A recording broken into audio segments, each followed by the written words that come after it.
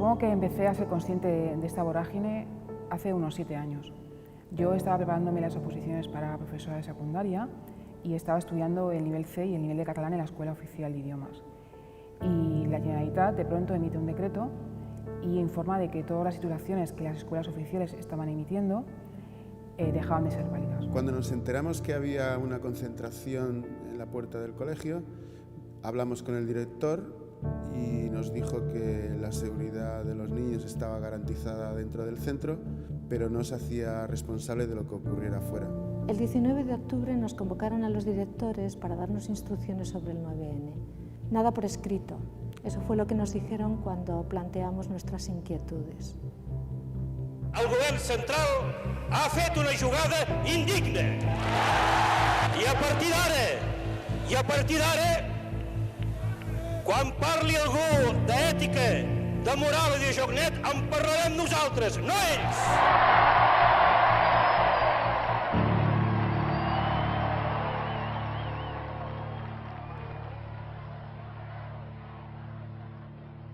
Doncs mira, ho he anat pensant molt amb el temps i crec que sí, que efectivament és un moment inicial, moment en el què el pujolisme comença a cimentar la seva hegemonia política, cultural, social, no? Que jo crec que acabarà de culminar a la dècada següent, no?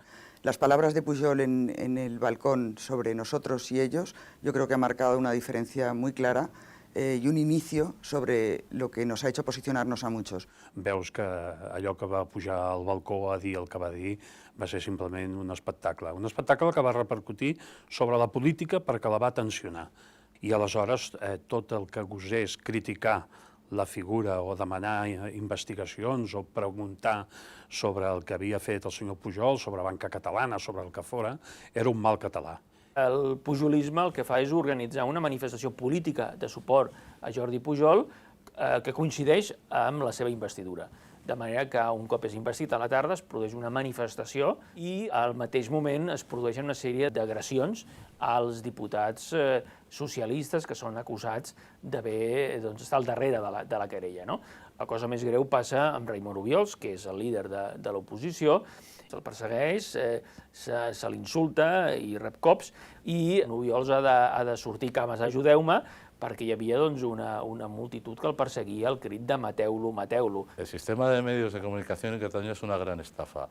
Una estafa que se consolida con la soflama que Jordi Pujol hace en el balcón cuando dice aquello de que a partir de ahora de ética hablaremos solo nosotros, cuando florece el caso Banca Catalana. Estamos hablando de la construcción de una patria, de la construcción de una nación, de una idea previa que se plasma en unos medios de comunicación que compran el discurso pujolista de la agresión del resto de España contra Cataluña y contra los catalanes.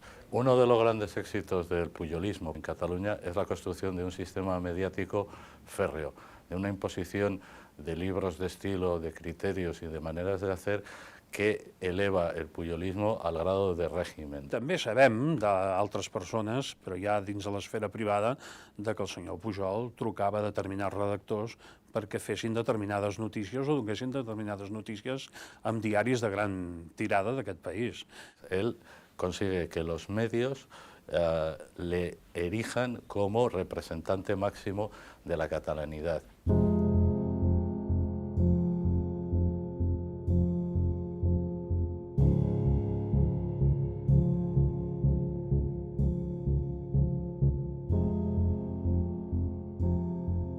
Creo que hay otro hecho fundamental, que es la publicación en el año 81 del Manifiesto por la Igualdad de los Derechos Lingüísticos de Cataluña, el llamado Manifiesto de los 2300. Es la primera respuesta social de una parte del pueblo de Cataluña a la pretensión totalizadora de imponer una lengua única. Los profesores, porque fundamentalmente es un manifiesto de docentes, intentan reaccionar contra esa voluntad.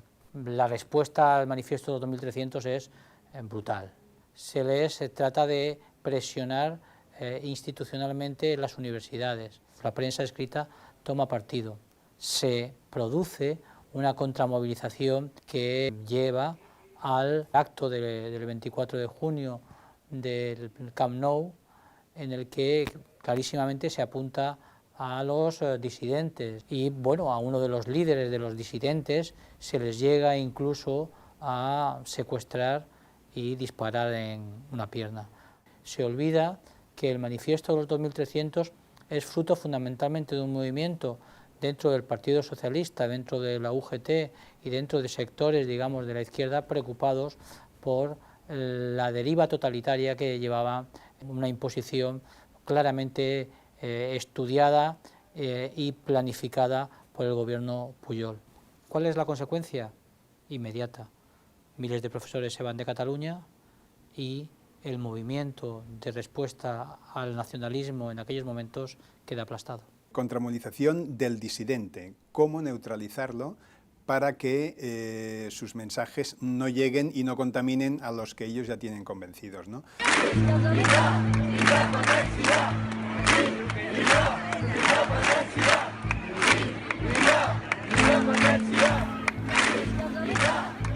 Después de la concentración que hubo en la puerta del colegio de mis hijos, se nos cita a una nueva reunión. Acudimos el director de la escuela, la pedagoga, mi mujer y yo, y en ella hablamos de cómo se desarrollaría el 25% en castellano que nos había concedido el Tribunal Superior de Justicia. Nos dijeron que tenían la intención de dar la clase en castellano de matemáticas, pero con los libros en catalán.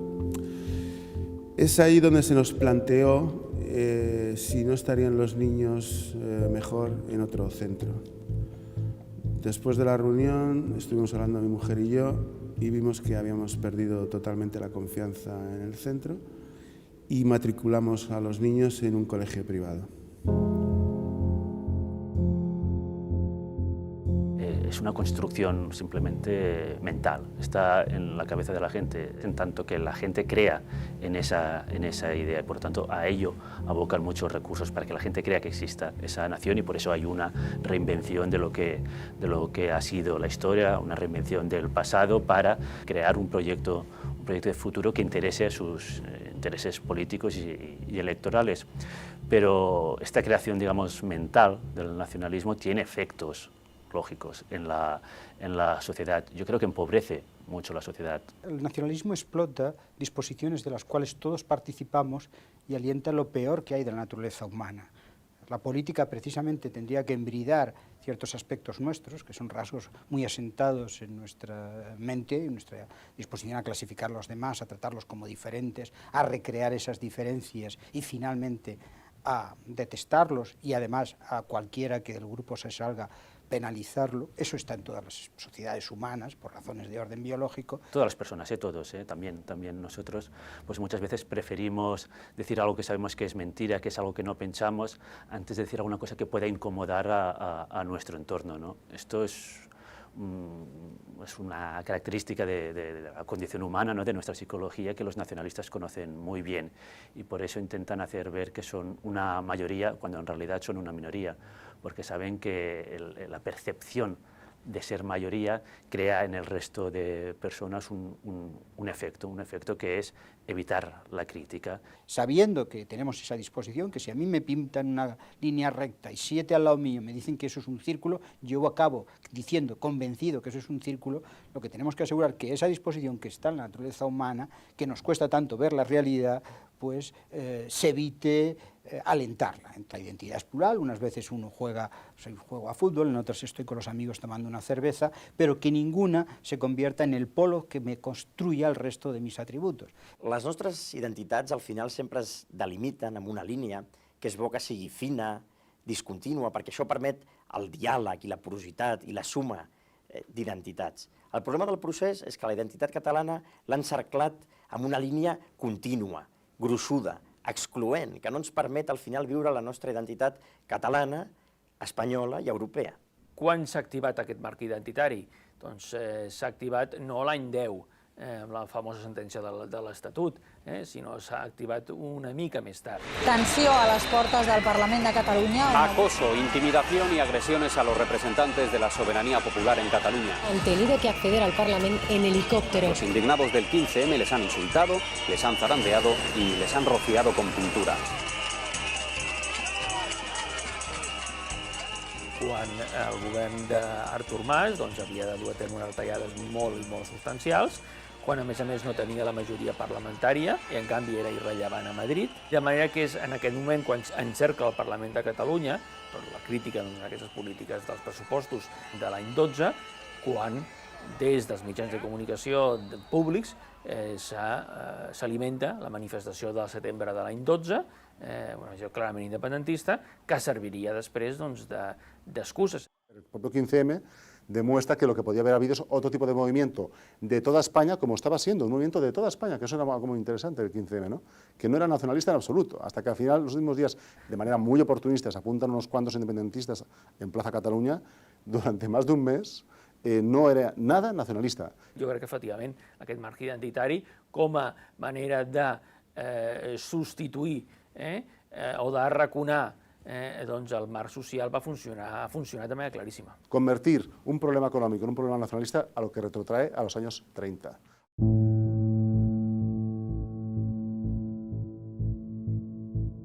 Aquella medida era evidentemente injusta, arbitraria, porque no estaba basada en ningún fundamento ni educativo ni tampoco pedagógico.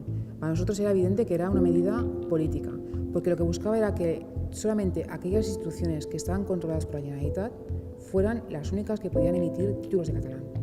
Entonces los estudiantes nos organizamos, yo me convertí en la portavoz de los estudiantes de la Escuela Oficial de Idiomas de Drassanes y contactamos con el resto de estudiantes de las escuelas oficiales en Cataluña. Nuestra idea inicial era mantener un contacto con las autoridades educativas y plantearles nuestra queja. Y también con el Síndic de Greuges, ¿no? Pero lo que encontramos al otro lado fue silencio, el silencio administrativo. Entonces, ante esta actitud, decidimos que el recurso legal era la solución. Contactamos con los abogados y todos juntos decidíamos que íbamos a presentar un recurso contra esta medida. En cuanto la Generalitat supo que íbamos a presentar el recurso y que íbamos a hacerlo de forma unitaria, derogó el decreto y nosotros recuperamos nuestra titulación.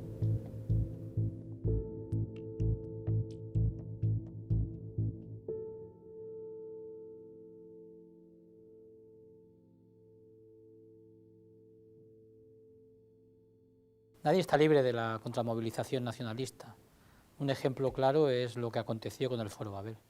El Foro Babel tiene una peculiaridad, que es que se produce una síntesis entre sectores sociales diferentes. Es expresión de la preocupación de sectores catalanohablantes, castellanohablantes, sectores burgueses, sectores procedentes de la izquierda proletaria.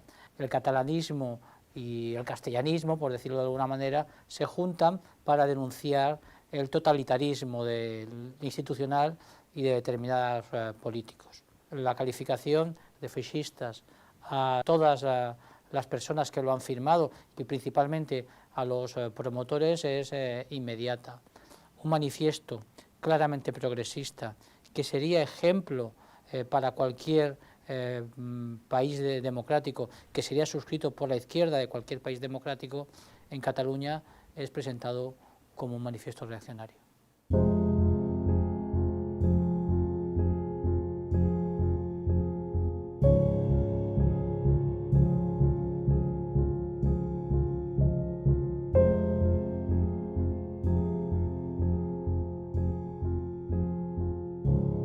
Evidentemente, ha habido 30 años donde se ha trabajado activamente desde las administraciones públicas secuestradas por los partidos nacionalistas, desde el control de la sociedad civil, desde el control de la educación, desde el control y la manipulación de los medios de comunicación. Se ha construido un marco mental, un marco de referencia que és molt difícil de combatir. A Catalunya hi ha una certa por a posicionar-se políticament, especialment, per exemple, als petits pobles o municipis de la Catalunya interior a les eleccions municipals. La gent que té comerços o que són autònoms té por a donar la cara pel Partit Popular. De la mateixa manera que a vegades al Parlament, quan hi ha comissions, algun expert li diem vine i dona'ns la teva opinió, i ens diu mira, jo a tu t'ajudaré tot el que vulguis i t'aconsellaré. Ara no em facis anar en nom del Partit Popular perquè potser puc tenir alguna dificultad.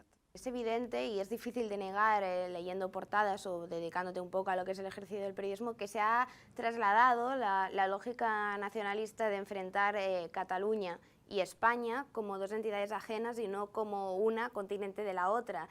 me atrevo a decir que es una irresponsabilidad del periodismo, porque no disecciona bien la lógica de la que se parte a la hora de contar las noticias a los ciudadanos, lo cual contribuye a instalar en el estado mental de la ciudadanía catalana, incluso del resto de los ciudadanos de España, una mentalidad de que realmente Cataluña parece algo ajeno a España y que incluso ya ves a gente del resto de España hablando de cómo será una Cataluña independiente, y eso es ficción. Todas estas premisas que el nacionalismo ha impuesto durante todos estos años, pues acaban dando la sensación en los medios de comunicación de que esa es la realidad, y en cambio en la calle yo estoy prácticamente convencido de que la sociedad catalana es mucho más normal que los políticos catalanes o que la política oficial de Cataluña. En Cataluña es muy difícil que haya medios de comunicación no nacionalistas. Primero por un peaje económico, es decir, o aceptas el discurso del nacionalismo y su retórica o quedas bloqueado por la publicidad. No tienes publicidad institucional, no tienes ninguna clase de publicidad, ni de bancos, ni patrocinios.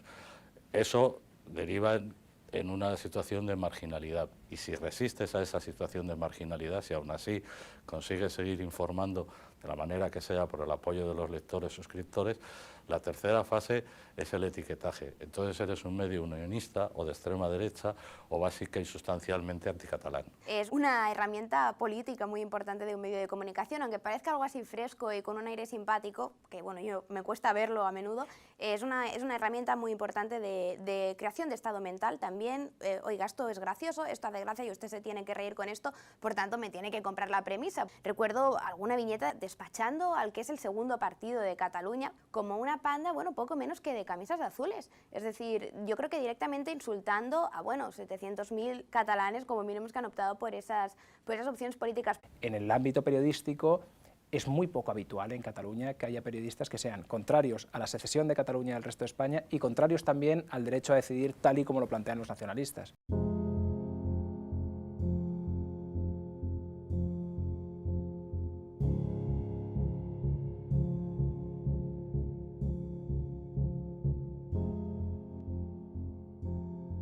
Hi ha un informe pagat pel govern de la Generalitat, que va ser discutit parlamentàriament, on hi havia la fitxa pormenoritzada de la majoria dels seus professionals, des del senyor Francino al senyor Alsius, des de la senyora Barceló fins a qualsevol altre, fins al senyor Pellicer, en els quals se'ls mirava la dicció correcta i incorrecta en català, però també la seva afinitat amb la ideologia dominant, amb el nacionalisme.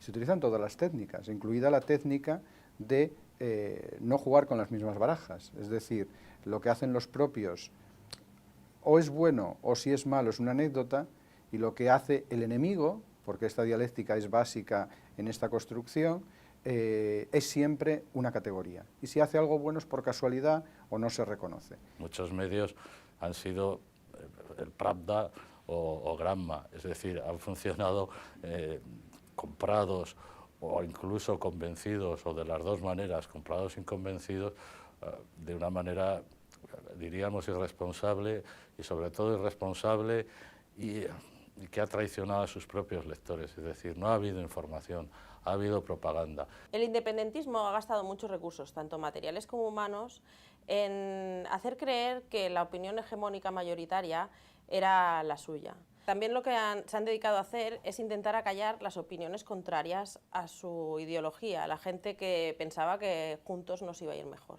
El independentismo actúa de dos maneras. Una de las maneras es multiplicar la opinión favorable a su ideología.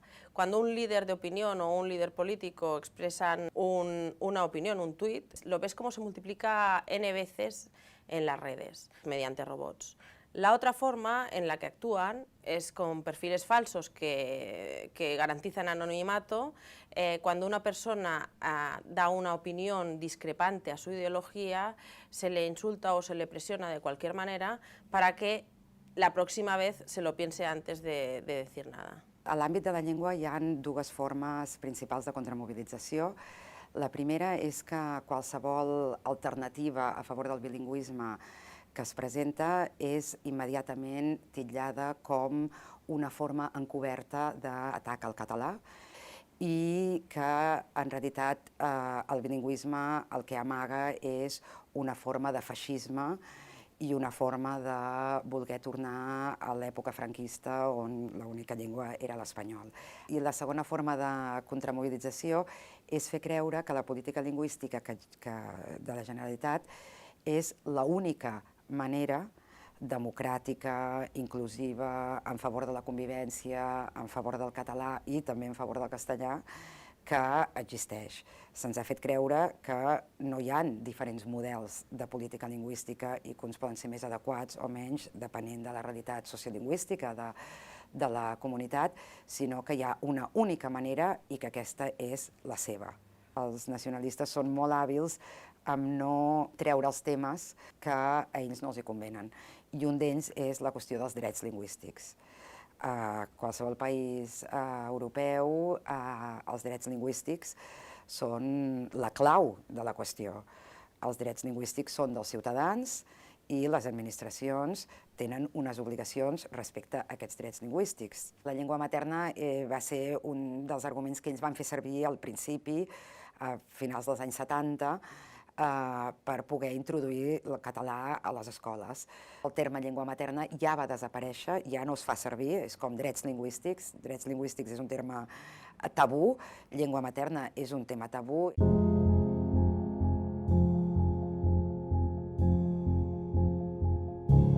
Ya desde prácticamente el minuto 1 que nos dieron el premio, 5 eurodiputados catalanes enviaron una carta a la vicepresidenta, a una de las vicepresidentas del Parlamento Europeo pidiendo que nos retiraran el premio, alegando principalmente pues, que teníamos vínculos con la extrema derecha y citando un artículo periodístico sin más. A partir de aquel momento, las continuas críticas, ¿no?, desde determinados medios de comunicación fueron insistentes, ¿no?, sobre todo pues, intentando vincular Societat Civil Catalana como entidad con la extrema derecha, ¿no? Esa campaña también siguió en el Parlamento de Cataluña y también Iniciativa pidió que se estudiara en comisión del Parlamento de Cataluña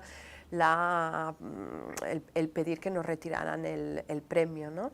Cuando se estudió si se elevaba una queja al Parlamento Europeo para que nos retiraran el premio, se utilizaron otros argumentos, ¿no? Pues que la gente de Societat Civil Catalana hablaba poco catalán o no hablaba, o estábamos en contra de la inmersión lingüística. Choca, porque la función del Parlamento, en los Estados democráticos, es controlar al gobierno, no controlar a la sociedad civil. Y a mí me parece que es muy interesante como termómetro que nos permite ver la pérdida de calidad democrática en Cataluña y además cómo hemos perdido la sensibilidad para identificar incluso esa pérdida de calidad democrática.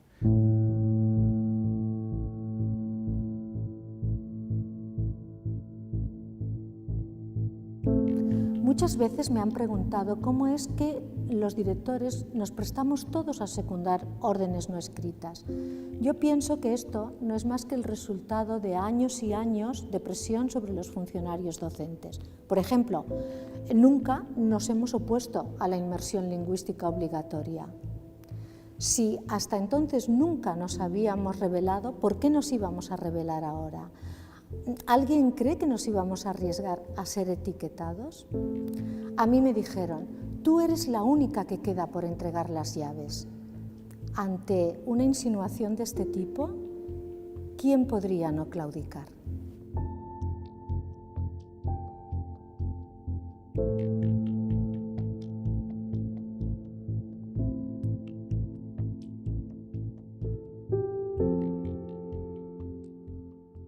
Els catalans no tenim un problema amb la llibertat. El que tenim en aquests moments és un problema amb la democràcia interna a Catalunya. Per tant, amb la democràcia des del punt de vista de la manca de neutralitat de les nostres institucions d'autogovern.